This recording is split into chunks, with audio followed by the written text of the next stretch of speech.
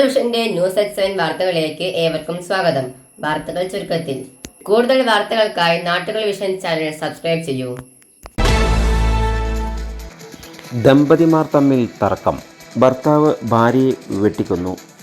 വാർത്ത വിശദമായി. ദമ്പതിമാർ തമ്മിൽ ഉണ്ടായ തർക്കത്തിനൊടുവിൽ കൊലപാതകം.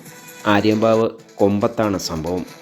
ആര്യമ്പാവ് കൊമ്പം കുണ്ടൂർകുന്ന് റോഡിലെ പള്ളത്ത് കോളനിയിലാണ് ഭർത്താവ് ഭാര്യയെ വെട്ടിക്കൊലപ്പെടുത്തിയ ശേഷം ഭർത്താവ് സ്വയം ജീവനൊടുക്കിയത്.